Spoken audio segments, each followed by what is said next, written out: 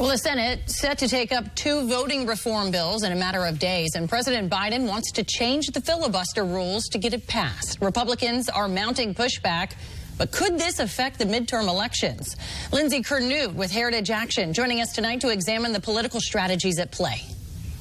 Yeah, well, I think first it's really important to understand that Republicans have had a long-standing belief that preserving the filibuster is extremely important. It's important to the kind of existence of the Senate and how it works. What's important to understand is that it's Democrats are the ones who are really flip-flopping back and forth on how they think about the filibuster. I mean, you can see Chuck Schumer, he said in 2005 that the getting rid of the filibuster would really be the doomsday for democracy. So I think that's an extremely important point to realize that Democrats are really only wanting to abolish this filibuster to appease their goal of more power. So Republicans are standing against this. Grassroots activists are really calling for this filibuster to be preserved. So this is extremely important for Republicans. They want to keep this in the Senate to make sure the Senate keeps its body and how it operates. Oh, timely, of course, we've got the midterm elections right around the corner.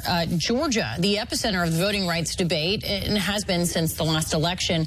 But in contrast, this is an issue that's taking hold really all over the country. What other states need to be put under the microscope here?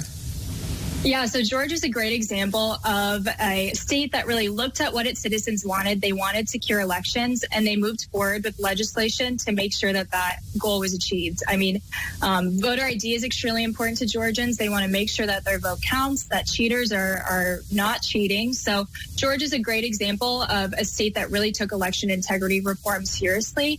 Some other states include Texas, Florida, and Arizona as well that have looked at some of these reforms and have sent that to the governor's desk. But in 2022, it's going to be Virginia, South Carolina, and a couple others that are really going to be examining this issue and putting forth bills to secure elections in their state. But this is an issue that all 50 states need to look at. They need to look at how their citizens feel about their election processes, and they need to make sure that their citizens have security in their vote and make sure that their vote counts. So Heritage has a really great resource. It's called the Election Integrity Scorecard. You can see how your state ranks and all that at heritage.org/election scorecard. And these next few days are going to be really, really important moving forward. Lindsey Curnutte with the Heritage Action. Thanks so much for coming on the show. Thanks so much.